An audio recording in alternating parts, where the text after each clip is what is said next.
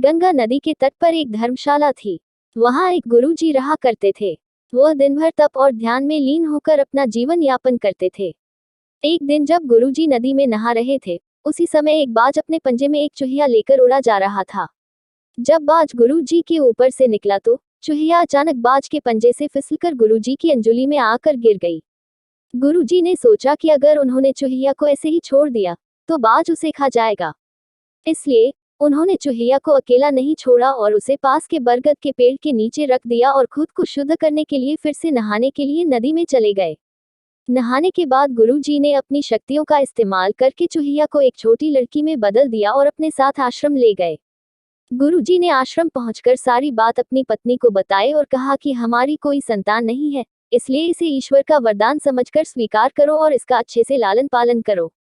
फिर उस लड़की ने स्वयं गुरुजी की देखरेख में धर्मशाला में पढ़ना लिखना शुरू कर दिया। लड़की पढ़ने में बहुत होशियार थी। यह देखकर गुरुजी और उनकी पत्नी को अपनी बेट पर बहुत गर्व होता था। एक दिन गुरुजी को उनकी पत्नी ने बताया कि उनकी लड़की विवाह योग्य हो गई है। तब गुरुजी ने कहा कि यह विशेष बच्ची एक विशेष पति की हकदार है। अगली सुबह अपनी शक्तियों का उपयोग करते हुए गुरुजी ने सूर्य देव की प्रार्थना की और पूछा, हे सूर्यदेव, क्या आप मेरी बेटी के साथ विवाह करेंगे? यह सुनकर लड़की बोली, पिताजी, सूर्यदेव पूरी दुनिया को रोशन करते हैं, लेकिन वह असहनीय रूप से गर्म और उग्र स्वभाव के हैं। मैं उनसे शादी नहीं कर सकती। कृपया मेरे लिए एक बेहतर पति की तलाश करें। गुरुजी ने आश्चर्य से पूछा, सूर्यदेव से बेहतर कौन हो सकता है? इस पर सूर्यदेव ने सलाह दी, आप बादलों के राजा से बात कर सकते हैं। वह मुझसे बेहतर हैं, क्योंकि वह मुझे और मेरे प्रकाश को ढक सकते हैं। इसके बाद गुरुजी ने अपनी शक्तियों का उपयोग करते हुए बादलों के राजा को बुलाया और कहा, कृपया मेरी बेटी को स्वीकार करें। मैं चाहता हूं कि अगर बेटी की स्वीकृति हो तो आप उससे शादी करें।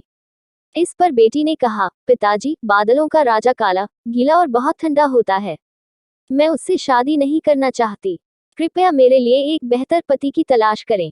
गुरुजी ने फिर से आश्चर्य में पूछा, भला बादलों के राजा से भी बेहतर कौन हो सकता है?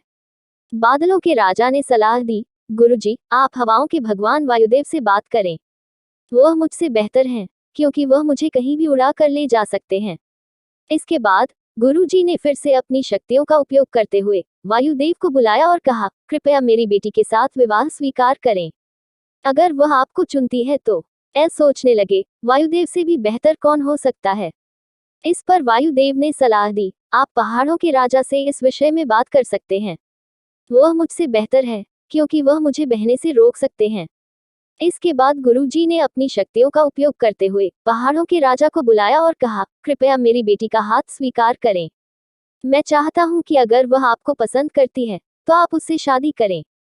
फिर बेटी ने कहा, पिता, पहाड़ों के राज बहुत कठोर हैं। वह अचल हैं। मैं उससे शादी नहीं करना चाहती। कृपया मेरे लिए एक बेहतर पति की तलाश करें। गुरुजी ने सोचा, पहाड़ों के राज से भी बेहतर कौन हो सकता है? पहाड़ों के राजा ने सलाह दी, गुरुजी, आप चूहे के राजा से बात करके देखिए। वह मुझसे बेहतर है, क्योंकि वह मुझ में छेद कर सकता है। आखिर में गुरुजी ने अपनी शक्तियों का उपयोग करते हुए चूहे के राजा को बुलाया और कहा, कृपया मेरी बेटी का हाथ स्वीकार करें। मैं चाहता हूं कि आप उससे शादी करें, अगर वह आपसे शादी करना चाहे। जब बेटी चूहे के राजा से मिली तो वह खुश होकर शादी के लिए राजी हो गई। गुरु ने अपनी बेटी को एक सुंदर चूहिया के रूप में वापस बदल दिया।